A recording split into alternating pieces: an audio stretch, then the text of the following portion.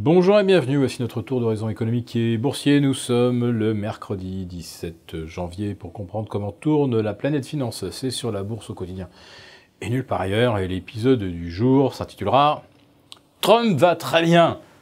Son médecin légiste est formel.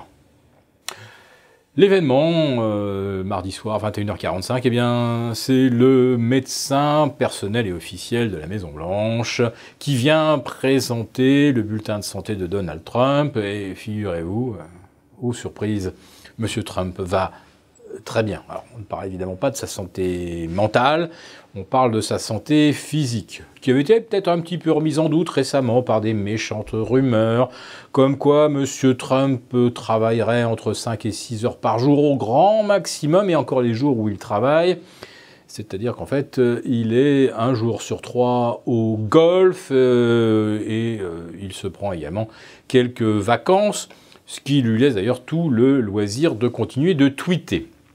Alors je soumets quand même à votre appréciation cette dernière déclaration croustillante du président américain.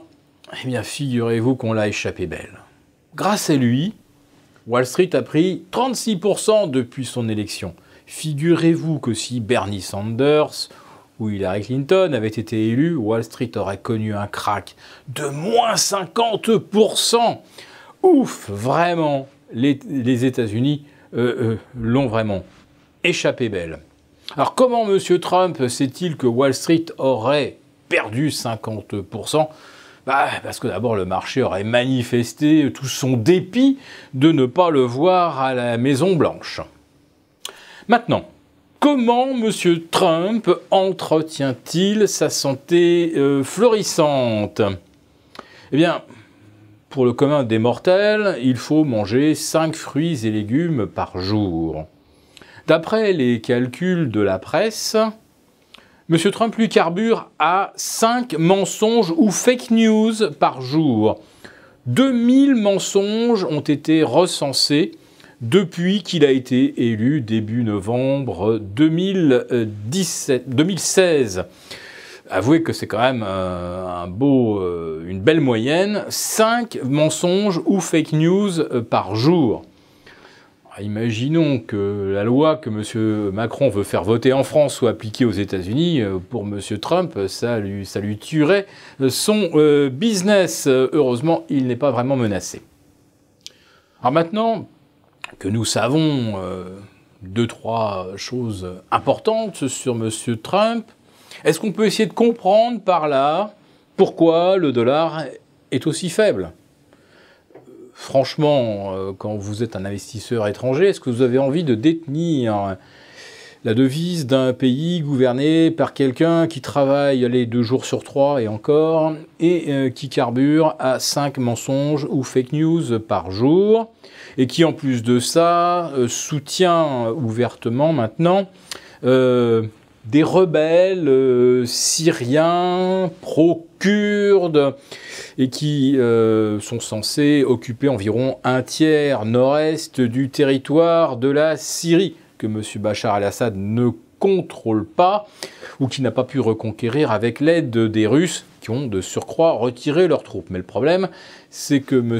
Erdogan, lui, ne veut pas voir un territoire kurde vaguement indépendant au sud-est de ses frontières et qu'il va carrément envoyer l'armée. Autrement dit, on va retrouver des troupes turques et des soldats américains aux côtés de soldats kurdo-syriens. On va les retrouver en frontal. Ça devrait inquiéter les marchés, mais ça ne les inquiète pas, puisque de toute façon, les marchés, depuis Wall Street, n'ont pas l'air de comprendre grand-chose à la géopolitique. Et de toute façon, ils ne regardent que les courbes, elles sont paraboliques. Et la plupart des gérants le disent, on n'a pas le choix, il faut payer, même si on ne sait pas pourquoi. Enfin si, on sait très bien pourquoi. C'est pour illustrer l'acronyme FOMO, Fear of Missing Out, ou Fear of Missing Opportunity. Autrement dit, il a peur de rater le train. Le marché le plus moutonnier qu'on ait connu finalement depuis l'an 2000, la bulle et le crack des dot-com. Alors cette fois-ci, c'est pas le crack des dot-com qui a marqué l'actualité mardi, c'était le crack des crypto-devises. Mais là, cette fois-ci, c'est pas la correction dans un trend archi-bull où le Bitcoin ou l'Ethereum corrige de 40 ou 50% après avoir pris 300 ou 400%.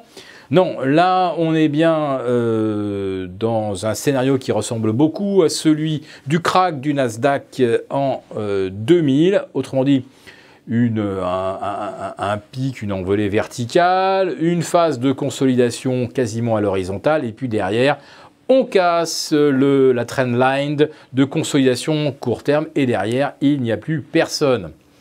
Et le gros problème pour les cryptos, c'est pas seulement qu'elles soient très volatiles, c'est qu'en plus de ça, dans 80% des cas, vous n'êtes pas sûr du cours auquel vous vendez, et surtout, vous n'êtes pas sûr de revoir votre argent, parce que la plupart des plateformes sont soit insuffisamment équipées, ou leurs propriétaires sont insuffisamment honnêtes pour vous restituer votre argent.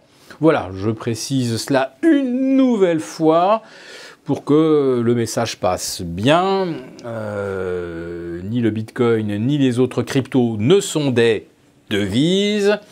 Et en plus de ça, quand vous souhaitez les vendre, eh bien, je vous souhaite bonne chance pour récupérer votre argent. En fait, pour ouvrir un compte et payer en carte bleue, c'est beaucoup plus facile, c'est presque simple comme un tweet de Nabila.